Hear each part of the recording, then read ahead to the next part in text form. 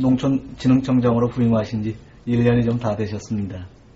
재임 기간 동안 국정 철학 실현을 위해서 제시하신 어떤 농업과 우리 농진청의 미래 비전은 무엇이고 또 우리 농진청을 어떤 소신을 갖고 끌고 가실 것인지 말씀 한번 해주시겠어요? 예, 반갑습니다. 우선 그 농촌진흥청은 아시는 분도 계시지만 대부분의 많은 국민들이 정확하게 기능을 잘 모르시기 때문에 간단하게 우리 진흥청의 기능을 설명드리면은 1차적으로 농업 연구를 하고 그다음에 농업 연구 결과를 현장에 기술 지도를 하고 또 농업인들을 교육을 하는 크게 보면은 그러한 세 가지 기능을 하는 그러한 기관입니다. 그리고 그러한 기능을 가지고 지난 1961년도에 정부 차원에서 조직으로 이제 설립이 돼서 지금 약 한 50년의 역사가 흘렀습니다. 과거 역사를 보면 한 200년 전에 정조대왕께서 이 위치에다가 연구를 농업 생산 연구를 할 수 있는 그런 터전을 마련했고 인공호수 지금은 서호 충만제입니다만은 충만제 인공호수도 설치를 해서 우리야말로 대한민국 농업 기술의 이 경구와 기술의 총본산이 되는 이런 지역에다 농산물 생산을 해서 국가 경제를 뒷받침하고 백성들을 먹여 살리는 그런 연구를 하라는 측면에서 이 자리에 농촌진흥청이 설립이 되어 왔고 역사적으로 뭐 그런 기간을 흘러왔습니다. 그래서 지난 그 1960년대 이후부터 우리가 숙명적인 어떤 식량 부족, 보릿고개를 극복하기 위한 집중적인 연구를 해와서 70년대 초반에 통일벼 개발에 성공을 했습니다. 그래서 그 통일벼 개발의 성공으로 단위당 시바르당 보통 한 300km 내외에 있던 수확량을 거의 그 2배 가까이 증대시켰습니다. 지난해는 단위당 534km인데 이것은 일반벼이기도 합니다만 굉장히 이 생산량을 증대시키는 그런 역할을 했고 이러한 생산 증대의 결과가 우리나라의 타 산업 분야의 성장과 발전을 뒷받침하는 터전이 되었다. 그런 평가입니다. 우리가 식량 작업이 됐기 때문에 선박이나 반도체나 자동차나 이런 분야에 대한 투자 여력도 생기고 또 그것이 1단계에 도약할 수 있는 계기도 되었다. 그런 평가를 받고 있습니다. 우리나라가 많은 기술이 있습니다. 그래서 교육과기술부가 지난해 대한민국의 성장과 발전을 가져온 반세기의 가장 우수한 기술이 뭐냐 탑10 기술을 선정해서 발표한 바 있습니다. 반도체 기술 뭐 여러 가지 있는데 그건 제일 처음에 올라가 있는 게 통일벼 개발입니다. 그래서 그런 것을 봤을 때도 우리가 식량 작업에 성과를 이뤘고 그걸로 인해서 다른 분야가 도약할 수 있는 터전을 마련했던 데서 대단히 이 자긍심을 가지고 있고 또 그것이 전 세계적으로도 가장 짧은 기간 안에 식량을 작업을 이룩한 첫 나라가 이 성공 모델이 우리나라입니다. 그야말로 사람이라든지 또는 가축이 농사 짓던 그런 시절의 농사를 기술농업으로 도약시킨 핵심이 우리 농촌진흥청이고 그것은 다른 측면에서 보면 농작물을 이용한 식량 작업 그다음에 다른 가축 사료 생산이라든지 여러 가지 성장 동력 창출하는 것이 바로 녹색 기술인데 녹색 기술이 이제 2009년, 2010년에 와서 이렇게 아주 국가적인 아젠다라고 각광받고 있잖아요. 녹색 기술의 원조가 이 농촌진흥청이라고 보면 됩니다. 저기 정문에 이렇게 탑도 만들어 놓은 그 조형물이 있는데 기술보국이라고 해놨지 않습니까? 녹색 기술을 통해서 우리가 참 우리 먹거리를 해결했다. 먹을거리를 해결한 것이 가장 중요한 그런 성과고 또 앞으로도 그것은 기본적인 기능입니다. 우리 국민의 안전한 먹거리를 생산해낼 수 있는 체제를 갖추는 것. 그런 기술을 뒷받침하는 것이 가장 중요한 기능이고 또 이것은 이제 녹색 성장 시대, 그린 그로스 시대에서도 어떤 면에서는 우리가 세계 최고의 기술농업을 이끌어 나가는 핵심적인 어떤 부처로서 우리 농촌진흥청이 자리 잡고 있다. 그리고 최근에 농촌진흥청은 그런 그 먹을거리를 생산하는 그런 연구를 하는 것을 넘어서 많은 생산물을 가공을 하고 저장하고 수확하고 그다음에 수출입, 식품 안전, 한식 세계화 이런 것을 뒷받침하는 그런 기술도 개발을 하고 있습니다. 그래서 국민의 생활 전반에 걸쳐서 여러 가지 영향을 미치는 것이 이 농촌진흥청의 연구 범위고 과제입니다.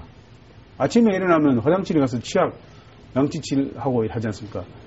치약도 이제 농작물 이용해서 만드는 거, 뭐 이런 것들이 치약, 화장품, 비누 이런 것들이 이제 쫙 많습니다. 뭐 먹는 걸 말할 것도 없고. 그래서 생활 전반에 걸쳐서 우리 농촌진흥청이 범위가 미치지 않은 데가 없습니다. 그런 점이 굉장히 중요하고 그렇기 때문에 저는 부임하면서 이 농촌진흥청이 농업인 또는 우리 연구자들을 위한 기관이 아니라 국민의 농촌진흥청이 돼야 된다. 온 국민의. 그리고 농촌이라는 공간도 농업인의 농사 짓는 그런 공간만이 아니라 이것이 도시민의 휴양, 관광, 여가, 오락, 휴식할 수 있는 그런 공간이지. 그렇기 때문에 이것을 잘 가꾸고 보존해야 되고 또 우리 후손에 물려줘야 된다. 이것은 농민의 삶의 터전이지만 후손들의 어떤 뿌리를 내린 그런 터전이기도 하다. 그래서 깨끗하게 관리하는 그런 어떤 농촌 가꾸기 운동도 해야 된다. 그래서 제 캐치프레이즈도 녹색기술 청색마을 함께하는 농촌진흥이라고 했습니다. 그래서 국가 아젠다인 녹색기술을 우리가 주도적으로 개발하고 또 농촌의 푸른 농촌, 정말 블루오션이 되는 농촌을 좀 만들어 나가고 그렇게 함으로써 온 국민이 함께하는 농촌 진흥을 해야 되겠다. 그런 캐치프레이즈를 설정한 바 있습니다. 이제는 그런 캐치프레이즈로 연구의 영역, 범위 이거 많이 고쳐가지고 상당한 성과를 내고 했습니다. 지난해 농진청은 저탄소 녹색 성장으로 주역이라고 했는데 그때 기술 연구 과제들을 많이들 추진하신 걸로 알고 있거든요. 분야별로 한번 핵심 성과가 어땠는지 한번 부탁드립니다. 예, 제가 그 연구 우리 청에 연간 한 1000여 건 이상의 연구를 지금 하고 있는데 연구의 범위와 과제를 지난번에 많이 압축을 했고 또 종합을 해가지고 선택과 집중을 많이 했습니다. 그래서 50대 유망 과제에 집중적으로 우리가 성과를 내자 그렇게 해서 많은 성과를 냈고 국가 과학기술 100대 과제에 있는데 거기도 7개의 과제가 저희 이 농촌진흥청에서 냈습니다. 국가기관에서는 서울대학 다음으로 많은 그런 성과를 낸 그런 기관이기도 합니다. 그래서 우리 청이 연구하는 성과를 크게 보면 두 가지로 나눌 수 있어요. 기초기술로서 미래의 성장이라든지 이 기후변화라든지 또는 국가의 농업인을 위한 어떤 기초기술이 되는 기본교육, 기본기술에 대한 연구를 하고 있고요. 그 다음에는 현장에서 실용적으로 도움이 되는 기술, 그렇게 두 가지로 크게 나눌 수 있습니다.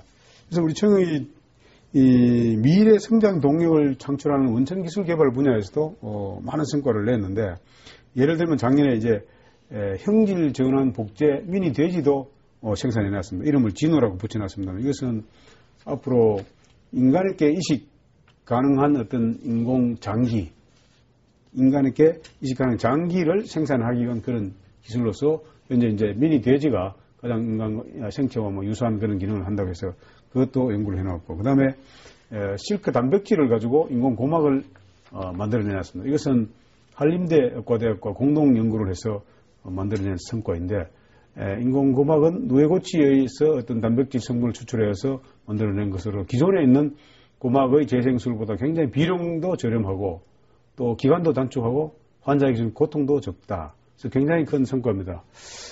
이 인공 고막을 통해서 다음에는 인공뼈로 가기 위한 전 단계입니다.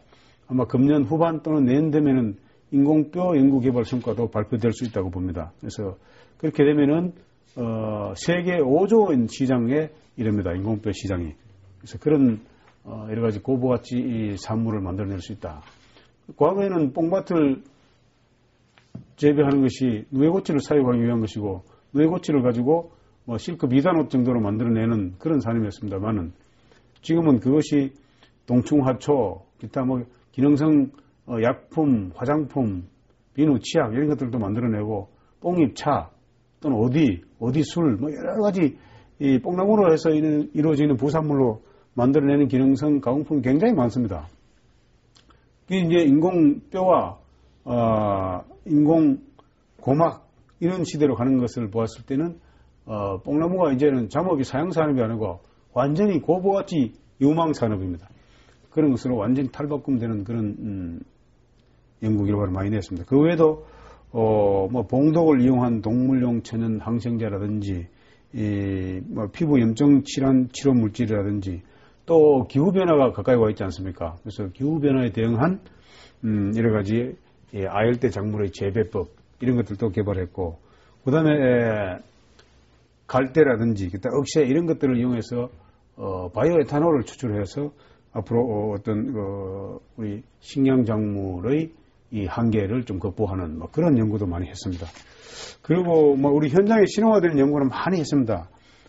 LED를 활용한 농업 적용 기술이라든지 가축 분뇨나 음식 쓰레기 이런 것들을 처리하는 그런 기술, DNA를 이용한 그 인삼 품종 판별 기술, 그 외에 이제 국내 쌀의 이 품종 특성에 알맞는 여러 가지 전용 품종을 많이 만들어냈습니다. 즉 고아미 같은 것은 쌀국수에 좋다든지, 그 외에 뭐 다이어트에 좋은 쌀, 술 만들기 좋은 쌀, 다양한 형태의 쌀을 품종을 많이 개발해냈고요. 아울러서 이제 우리 식품의 안전을 확보하기 위한 그런 기술과 한식 세계화를 하기 위한 그런 기술, 그다음에 여러 가지 어떤 뭐 별미 식품을 만들기 위한 기술, 원산지 판별 기술이라든지 다양한 여러 가지 기술 개발을 많이 해낸 것이 지난 해였습니다. 서두에 총장님께서 2009년도 국가 연구개발 우수성과 100대 과제 중에 7개가 농진청의 연구 성과로 선정됐다고 말씀하셨는데, 예. 그 내용을 한번 설명 한번 해주시죠. 예. 우리 대한민국에 연구 기관이 얼마나 많습니까? 또 연구 인력이 얼마나 많습니까? 그런 데서 교육과학기술부가 국가 연구개발 우수성과 100선을 해서 해마다 이렇게 선정해서 발표하고 있습니다. 그런데 저희들이 2008년도에도 7개 과제가 선정이 됐고 2009년도에도 7개 과제가 선정이 됐습니다. 그래서 2008년도에는 7개는 우리나라에서 가장 우수한 인력이 있는 서울대학교도 7개인데 같이 7개를 냈고, 2009년도에는 서울대학교가 11개 우수성과를 냈습니다만 저희는 7개를 냈습니다. 그래서 나름대로 뭐 이 타 분야와 비교를 하기가 그렇습니다만 어쨌든 타 분야에 비교해서는 적은 인력으로 많은 성과를 냈다.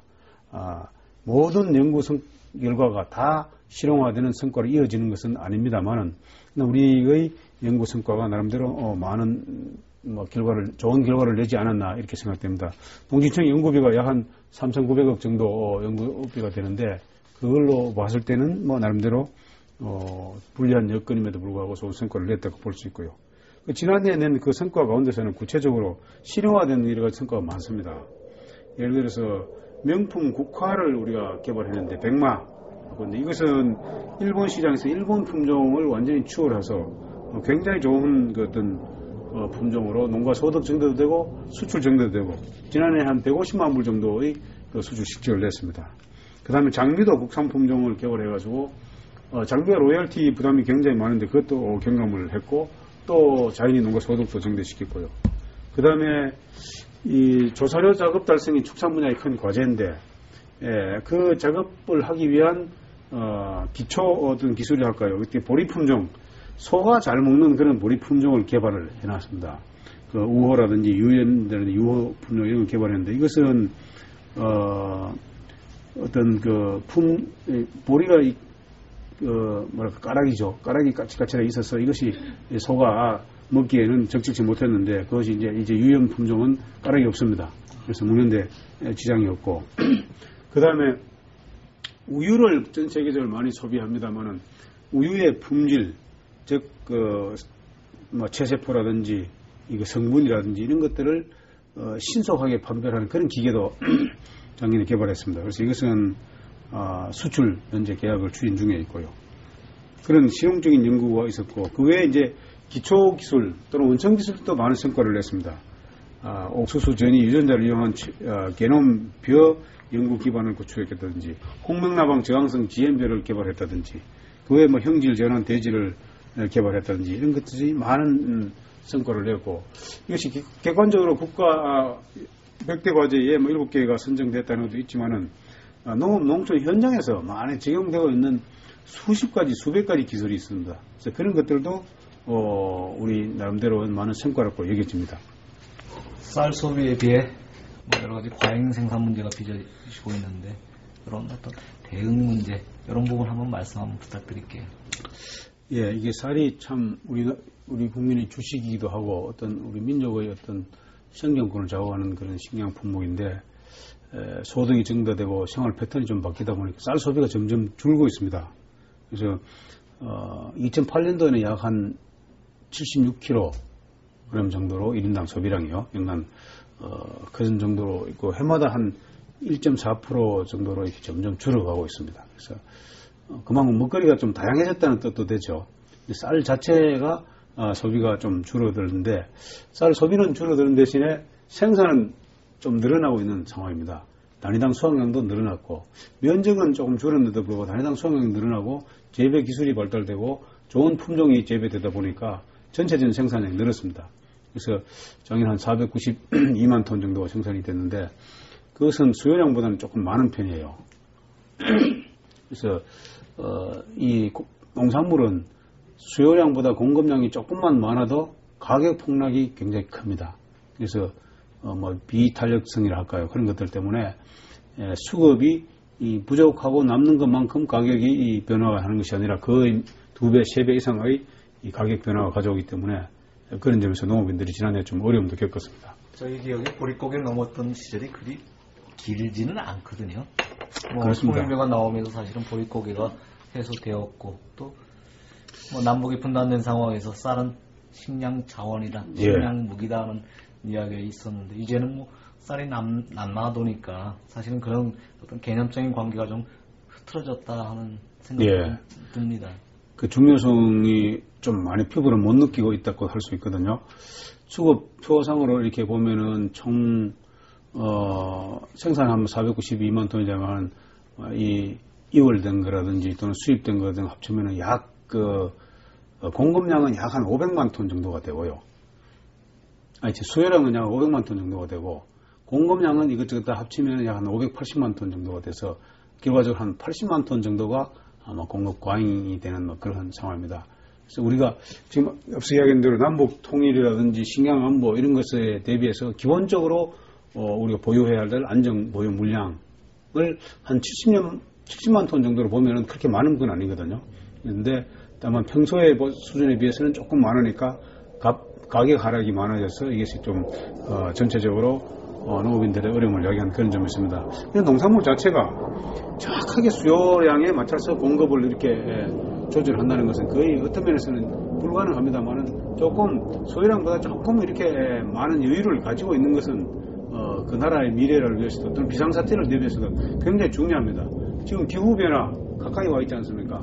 기상이변 그리고 국제 곡물 시장도 대단히 불안하고 약간만 어떤 자기 나라의 위기가 오면은 수출을 금지하는 그런 상황입니다. 그렇기 때문에 곡물에 관한 한 특히 특정한 국가에 있어서 주식에 관한 한 어떤 비용을 다소 부담을 하더라도 조금 공급을 많이 가지고 가는 것이 이 나라에 전체적으로 좋습니다. 그런 것은 우리가 그것을 인정하고 왜 정확한 수요량에 맞춰서 거기에 맞춰서 계획 생산을 하면 될 거 아니냐라고 이렇게 물으신 분도 많은데 그래서 이론적으로는 그렇지만 현실적으로는 기상 여건이라든지 자연재해 또 생산의 수급이 가지고 있는 비탄력적인 그런 어떤 특성 이런 것들을 봤을 때 정확하게 맞추기는 어렵습니다. 조금 여유분을 가지고 있대 그 여유분이 가지고 오는 그 부담은 국가가 어떤 국민이 져야 될 부담입니다. 그래서 그런 것들을 좀 감수를 하는 그런 체제로 가야 되겠다 이런 생각을 합니다. 쌀 소비 과잉 생산 문제는 사실은 격세지감이 굉장히 큽니다. 그렇습니다. 저희 때만 하더라도 보릿고개라는 단어가 있었고 학교에 가면 무조건 혼분식이 장려가 되었거든요. 사실은 쌀만 주식으로 먹게 되면은 각기병이 걸린다.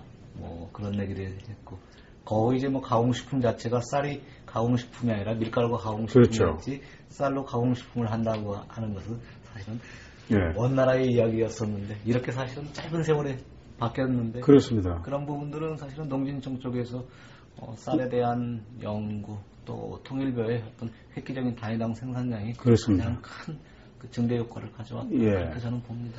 정말 우리가 반세기 만에 우리의 식량 작업을 이룩한 거 세계적으로 이렇게 성공한 나라가 없습니다.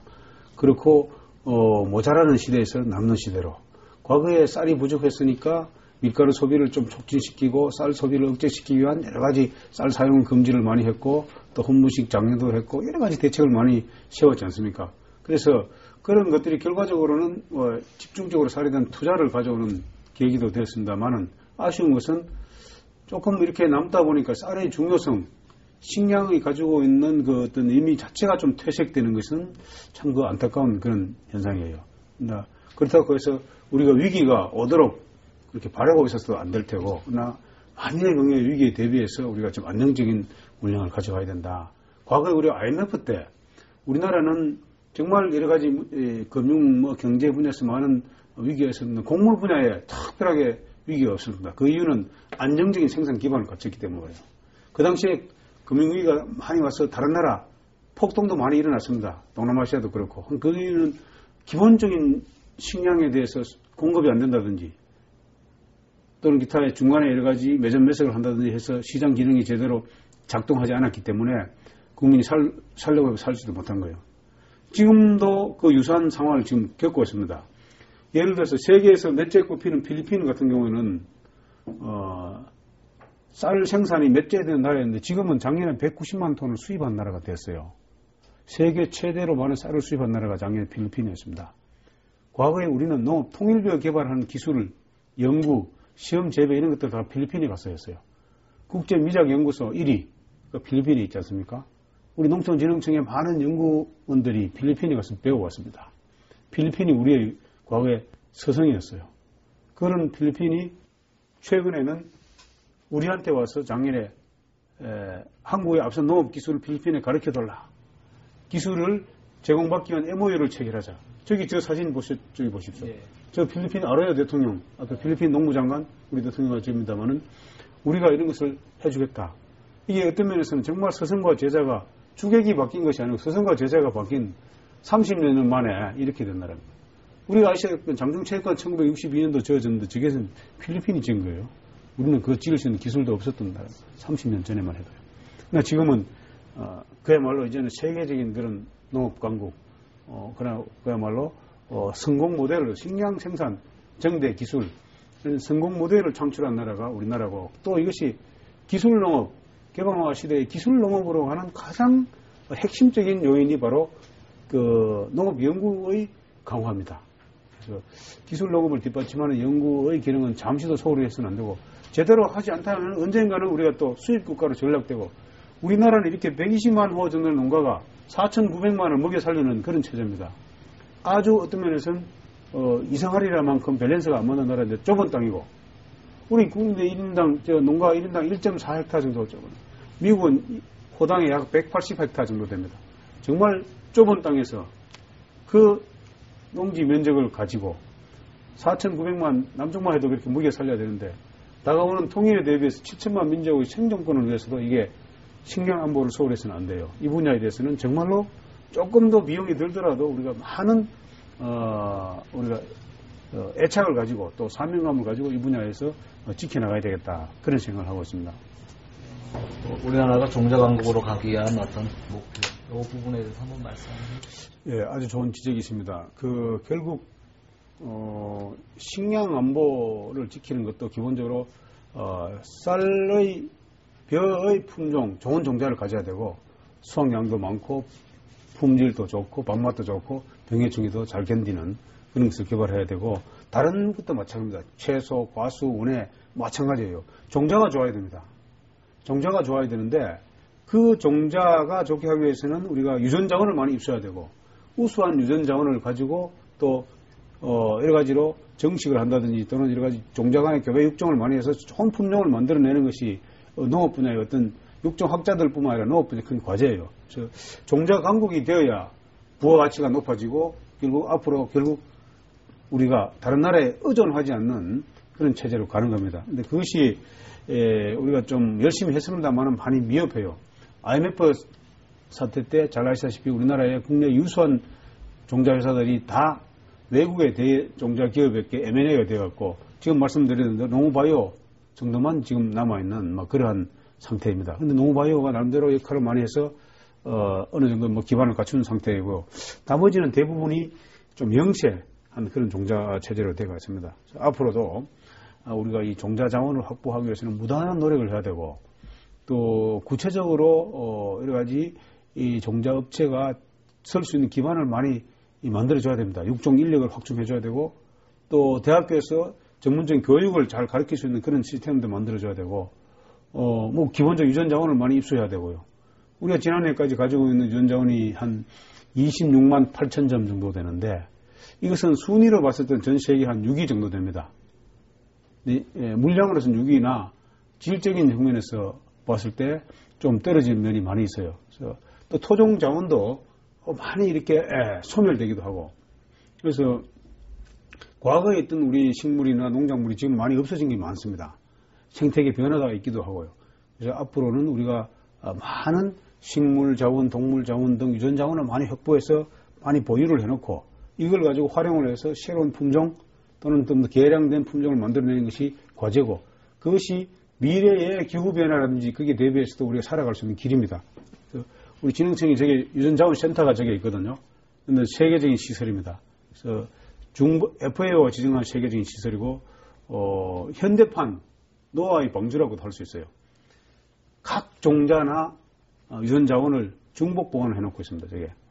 그래서 아주 시설, 장비, 장치나 이런 것들이 현대화되어 있고 아주 몇 안 되는 그런 시설이기 때문에 종자 강국 실현을 위한 뒷받침은 지금 되어 있는 상황인데 이제 인력, 그다음에 고급 장치라든지 R&D 투자 이런 것만 좀 잘 되어가지고 종자 강국으로 가는 그런 계기가 되었으면 좋겠습니다. 그래서 한식에 관한 책도 많이 쓰시고 또 한식에 대한 관심이 많으셔가지고 한식 세계화를 이렇게 부르짖고 계시는데 요 한식 세계화 어떤 추진 내용 한번 부탁드립니다. 예, 뭐 이제는 한식 세계화가 기반을 갖추어서 이제는 뭐 상당히 어느 정도 활성화되고 있고 또 여러 사람들이 관심도 표명하고 정부 예산도 많이 늘고 그렇게 했습니다. 그래서 앞으로 농업의 생산을 해서 살아갈 길이 그렇게 좀 좋지 않고 험난하다. 앞으로 농산물을 식품으로 좀 이렇게 발전시켜 나가서 식품 산업을 발전시켜야 된다. 식품 산업을 발전시키기 위한 전 단계로서 한식이 세계화되어야겠다. 우리 한식이 뭐 건강이나 기능성이나 여러 가지 면에 좋은 점도 있지만은 규격화되지 않는다든지 표준화되지 않는다든지 또 여러 가지 스타일이라든지 뭐 상차림이라든지 이런 것들이 국제화하기에는 좀 문제가 많이 있지 않습니까? 그것을 세계화를 해서 우리 부가가치도 높이고 또 농업도 발전시켜 나가야 된다는 그런 생각을 제가 오래전부터 가지고 있었습니다. 유통과장 농식품부에서 농산물 유통과장과 유통국장을 하면서도 그렇게 해서 많은 그 분야에 자료도 수집을 했고 또 많은 정책도 개발했고요. 제가 중 미국 대사관에서 농무관 생활을 4년간 하면서 외국 여러 사람들과 접촉도 하고 우리 이 국제적으로 흐름에 어떻게 부응해 나가야 될 거냐 이런 것들도 생각하고 행사도 많이 하면서 한국 음식이 세계화돼야 된다. 그런 내용으로 이제 이 책을 썼습니다. 이것이 바로 한국 음식 세계인의 식탁이라는 제목으로 책 제목이 한국 음식 세계인의 식탁으로입니다. 근데 요즘은 그 내용이 또 여러 군데 이제 책 제목 자체가 이제 내용에 대해서 한국 음식 세계인의 식탁으로 뭐 이렇게 해서 많이 나오고 있고 다양한 아이디어도 많이 나오고 있습니다. 여기도 한 3년 전에 뭐 그런 책을 내용을 많이 주장해 놨습니다만 지금도 막 그 내용의 상당 부분이 또 인용되고 있고 그렇게 하는 것이 우리 식품 시장도 확대하고 또 농업도 살고 또 전반적으로 우리 국민의 어떤 국격도도 높이는 게 안 되겠나. 세계 식품 시장이 한 4조 3천억 불 정도 되는데 우리 자동차나 IT 이런 분야보다도 훨씬 더 큰 식품 시장의 규모를 가지고 있습니다. 그래서 앞으로 고용도 크고 또 부가가치도 높이고 수출도 또 크게 하기 위해서는 식품 산업을 발전시켜야 된다. 식품 산업을 발전시키기 위한 아이디어는 많습니다. 또 개인적인 체험도 많이 있고 하기 때문에 그런 것을 잘 모아서 좀 정부 차원에서 대책도 지금 하고 있고 우리 진흥청에서도 여러 가지 기능성을 검증한다든지 한식 세계화를 하기 위한 책을 발간한다든지 기타 여러 가지 조리법을 표준화한다든지 많은 일들을 하고 있습니다. 그런 성과가 식품 수출 정대로 이어지지 않았나 싶어요. 그래서 2007년도에 38억 불 정도 수출하는 것이 2008년도에 44억 불, 올해는 한 지금 얼마나 53억 불 정도 목표를 가지고 있는데 어느 정도 지금 완도될지 지금 모르겠습니다. 상당한 분야에서 성과를 지금 내고 있다. 그런 생각을 하고 있습니다. 이 책을 토대로 해서 그다음에 정책적으로 우리가 어떻게 나아갈 것이냐 이런 것들을 종합 정리한 책이 이것이 식품산업의 현재와 미래 하는 이 책입니다. 이것이 여러 사람들이 지금 많이 인용을 하고 있기도 하고 좀 이론적으로 정리를 좀 해놓은 그런 책입니다.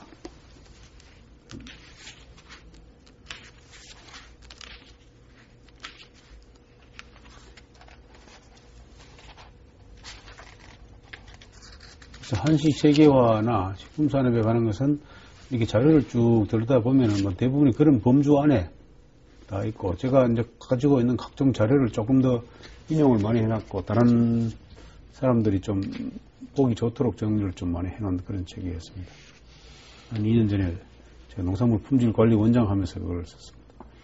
부처 이름도 이제 농림부가 아니라 농림수산식품부로 바꿔야 된다 했는데 그렇게 지금 바꿔졌습니다. 우리 첨단 농업 녹색 기술이 아시아와 또 아프리카 빈곤 퇴치에 일조를 하고 있는데 지금까지 큰 성과를 그래도 많이 거두셨죠. 예, 우리가 지난 우리 농업 기술이 앞서 제가 세계적인 기술 수준이라고 하지 않았습니까? 그것은 다른 나라가 평가해주고 있는 겁니다. 지난해 7월 이태리 라귤라에서 개최된 선진 8개국 확대 정상회담 G8 그 회담에서 오바마 미국 대통령도 식량 생산에 관한 한 대한민국이 성공 모델이다. 그래서 한국은 그 식량 생산의 성공 모델을 전 세계의 남들의 역할을 해야 된다는 것을 언급한 바가 있습니다. 그래서 우리 이명박 대통령도 나름대로 우리가 대한민국이 역할을 하겠다고 꼭 화답을 한 바 있습니다. 그래서 선진국은 말할 것도 없고 후진국 아시아나 아프리카나 남미를 비롯한 이런 나라에서조차 대한민국의 농업 기술을 배우기 위한 저희 방문이 줄을 잇고 있습니다. 여기 보면 한 파라과이의 대통령, 우간다 부통령, 작년은 탄자니아 총리, 농업연구청장이라든지 농업 담당 차관들은 연일 저희 진흥청을 방문해서 자기들 나라에 필요한 기술이 어떤 것이 있겠는가, 또 한국이 와서 가르쳐줘야 될 기술이 어떤 것이 있겠는가, 이런 것들에 대한 협력을 많이 하고 갑니다. 지난 72년도부터 지금까지 우리 한 3,500명 정도를 해외의 여러 나라로부터 훈련생들을 초청받아 교육을 시켰습니다. 교육을 시켰고, 또 우리 전문가가 한 400명 이상이 해외에 나갔고, 또 그러다 보니까 개발도상국이나 후진국에서 한국에 요청하고 있는 것이 여러 가지가 많습니다만은 가장 많은 것이 기본적으로 농업기술 협력이에요. 그리고 농업기술 협력은 일회용이 아니고 또 단순히 먹을 것을 주는 것이 아니라 고기 잡는 방법을 가르쳐주는 어떤 의미에서는 굉장히 바람직한 협력 모델입니다. 후진국에 가서 식량을 준다든지 또는 병원을 지어준다든지 하면은 단기적으로는 좋을지 몰라도 계속적으로 어떤 후속 조치가 따라줘야 되는데 그렇지 않을 때는 굉장히 어려운 상황이 오거든요. 그러나 농업기술에 대한 교육과 협력과 기술 지원을 하는 것은 이것이 장기적인 어떤 협력 방안이고 또 윈윈하는 방안입니다. 그래서 그 나라도 굉장히 좋아하고 있고요. 우리 청이 지난해에 그래서 전 세계 6개 나라에 해외 농업기술센터, 코피아 센터라고 하고 있습니다만 설치를 했습니다. 그래서 우리 전문가가 한 사람 가 있고 여기에 젊은 해외 인턴들을 우리가 수집을 해가지고 한 센터마다 한 6명 내지 7명 정도가 좀 더 파견되어 있습니다. 그래서 젊은이들이 또 연수할 수 있는 기회도 줬고요. 그래서 그렇게 해서 우리가 아시아를 비롯한 전 세계에 우리 농업기술을 전파하고 있다. 그리고 지난 11월 3일에는 우리 정운천 총리님을 모시고 아시아 12개국의 차관들하고 연구청장이 모여가지고 아시아 지역의 농업기술 교류협력은 동시에 하자. 그런 협의체 결성을 합의한 바 있습니다. 그래서 아파시라고 저희들이 부르는데 처음으로 12개국 나라들 동시에 그런 기술협력 협의체를 만들고 또 공동으로 개발 경험을 공유하고 또 한국으로부터 기술협력 받을 것을 협의하자, 그런 행사를 한 바 있습니다. 그래서 이것이 앞으로 이제 국가 아젠다인 국격을 높이고 또 글로벌화 시대에 우리가 그런 행동과 지원을 하는 것은 우리가 그만큼 다시 국제사회에 기여를 하는 겁니다. 원조를 받는 나라에서 주는 나라로 전환했기도 하지만 우리 과거에 정말 지독한 가난한 그런 나라에서 이렇게 이 정도로 성장 발전해온 데 대해서는 농업 기술 협력을 많이 받았는 데 있긴 한다. 그래서 그런 측면에서 우리가 이제는 그걸 좀 보답도 하고 또 상대방 국가의 생산력과 그 생산력을 정대시키고 농업의 구매력을 정대시키는 것이 장기적으로 우리나라의 비료나 농약이나 농자재에 대한 수요 정대로 이어집니다. 그리고 우리 식품에 대한 소비 촉진도 될 수 있고요. 장기적으로 보면 윈윈하는 그런 협력 방안이기 때문에 우리가 이런 것들을 적극적으로 해야 되지 않겠느냐.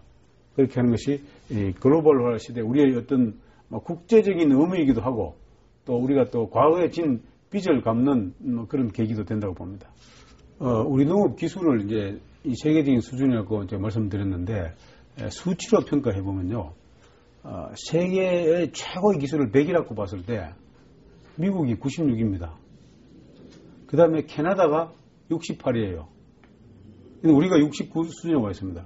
평균적으로. 우리가 육종이라든지 벼 재배라든지 이런 분야에서의 기술은 아주 탑이고요. 그 다음에 생명공학이라든지 이런 분야는 조금 떨어지고, 그래서 평균적으로 OECD 수준에 와 있는 건데, 기술 자체가 아주 어떤 면에서는 농업 기술이 다양하거든요. 토양에 관련 그런 기술, 병해충 방제 기술, 재배 기술, 그 다음에 육종 기술, 조직 배양 기술, 다양한 여러 가지 기술이 있는데, 우리 민족이 손재주가 있지 않습니까? 그래서 종자의 경쟁력이 있다는 이유가 종자의 육종, 내지 조직 배양이라든지 다 이런 그 섬세한 손길이 들어가고 있는 그런 분야, 유전 자원을 이렇게 활용하는 분야, 이런 분야에서 우리가 아주 뛰어난 능력이 있다고 봐요, 우리 민족이. 정보통신 IT 분야에서 우리가 많이 소질이 있듯이 그런 측면에서도 우리가 앞으로 이런 분야 열심히 하면은 국제적인 경쟁력을 가지지 않겠나. 막연히 농작물을 생산해서 이것을 비싸게 좀 팔아야겠다. 이것은 어떤 면에서 참 바람직스럽기는 하지만 장기적으로는 온당치 못해요. 다른 다 싼 농산물이 물밀듯이 밀려오는데 우리 것만 비싸게 생산을 판다. 한두 번은 그렇게 해줄 수 있지만 장기적으로는 참 어렵지 않습니까? 그러니까 그렇게 하기 위해서는 우리가 어떤 종자 산업을 육성하고 새로운 품종을 개발하고 또 고부가치 산물을 만들고 농작물을 이용해서 다양한 비농업적인 여러 가지 어떤 인공고막, 치약, 가공품, 기타 여러 가지 재료를 많이 만들어서 부가치를 높이고 그다음에 해외에 우리 비료, 농약, 농기계, 자재 이런 것들도 좀 수출도 하고 하는 이런 산업으로 돼야 되고 이점 여건이 많이 바뀌었어요. 제가 지난번에 도심 속의 빌딩 농장이라고 하는 칼럼을 하나 쓴 바가 있는데 이제는 농업의 땅에서 그냥 농작물을 수평적으로 재배하는 것이 아니라 도심 한복판에서 빌딩 속에서 짓는다.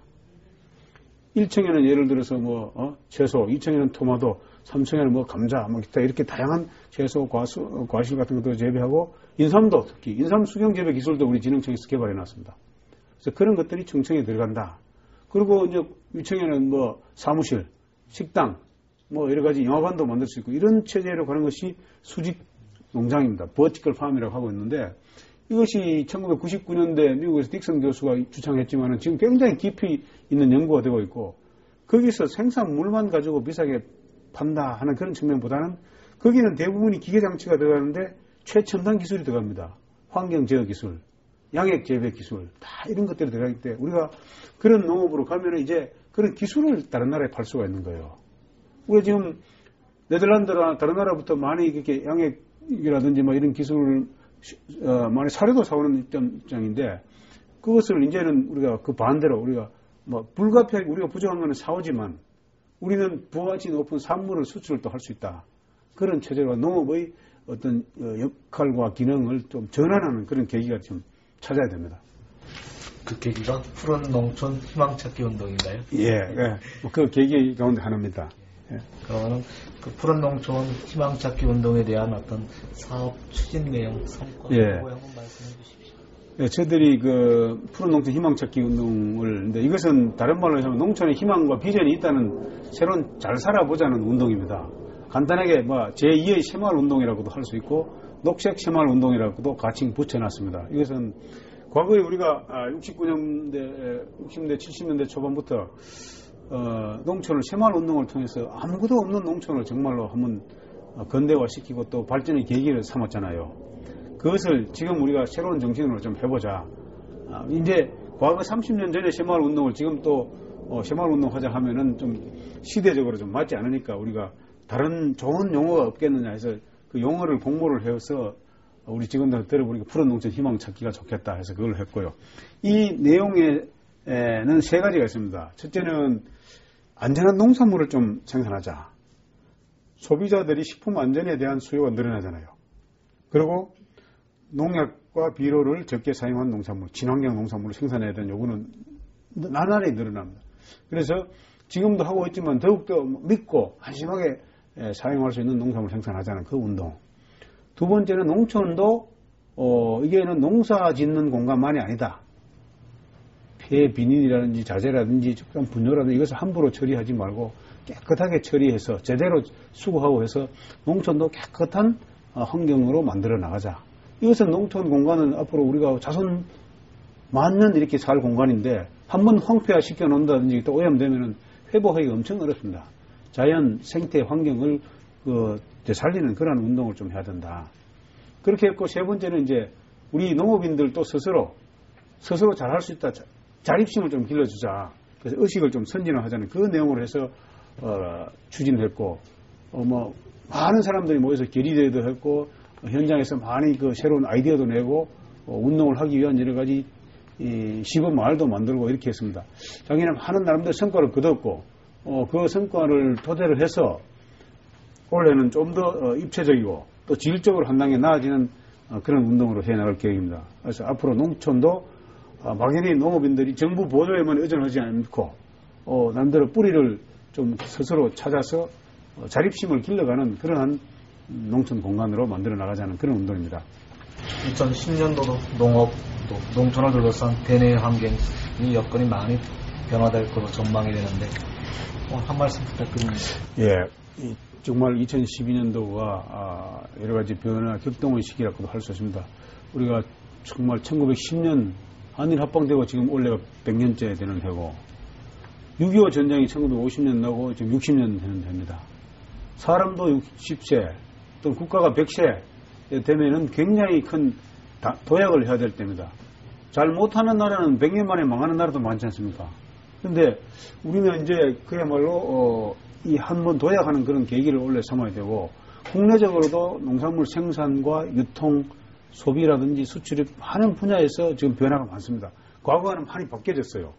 그래서 대외적으로도 마찬가지로 DDA 협상, WTO 협상이 진전되고 있고 또 FTA가 거의 지역 단위에서 많이 활성화되고 있고 우리도 큰 FTA, 한미 FTA 또 한 EU FTA를 마무리해야 되는 그런 시점이기도 하고 여러 가지 어렵습니다. 농촌에 또 인력 구조, 고령화되어 있기도 하고 또 소득 구조도 이렇게 좀 많이 악화되고 있는 이런 상황이고 해서 어려움이 많습니다만은 이런 어려움 속에서도 호랑이의 어떤 용맹과 기상을 가지고 한번 좀 살아났으면 해요.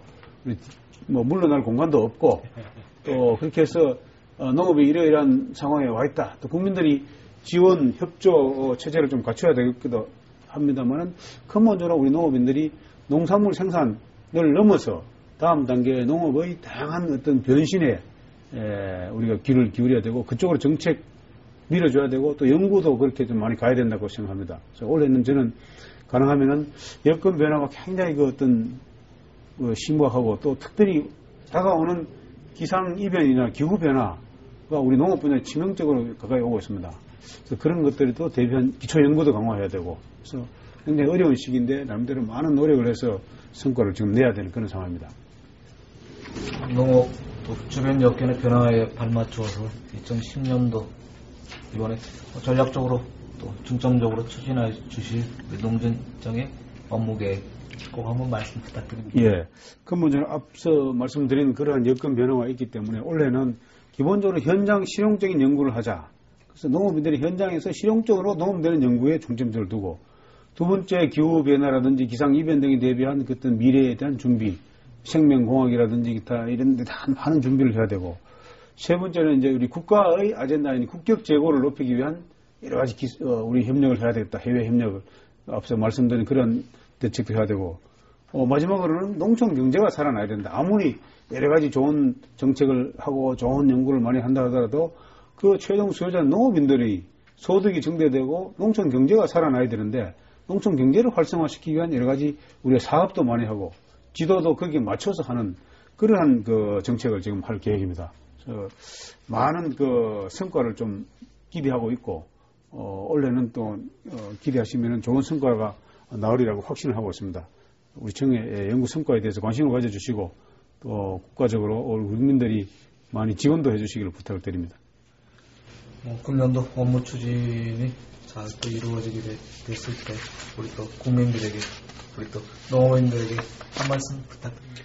예, 농업이 어렵고 힘듭니다. 그러나 뭐 이 다른 분야와 이렇게 잘 조화롭게 조화를 이루고 또 우리가 열심히 하면은 그것을 보고 국민들이 관심도 정대되고 또 많은 우리 국민의 정서나 우리 감정이 농업에 대해서 깊은 애정을 기본적으로 가지고 있습니다.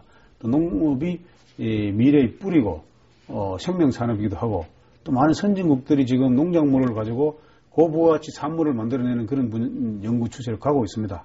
그렇기 때문에 이러한 추세를 발맞추어서 생산부터 연구, 유통, 가공 이런 쪽으로 하면은 우리 농촌에 희망이 있고 또 비전이 있다. 그리고 이런 것은 최근에 어떤 귀농 추세와도 또 부합을 하고 또 그동안에 우리 기술 축적된 기술을 가지고 활용을 잘하고 IT라든지 BT 이런 기술이 융복합되면은 뭐 가시적으로 성과가 많이 나지 않겠나 이런 생각을 합니다.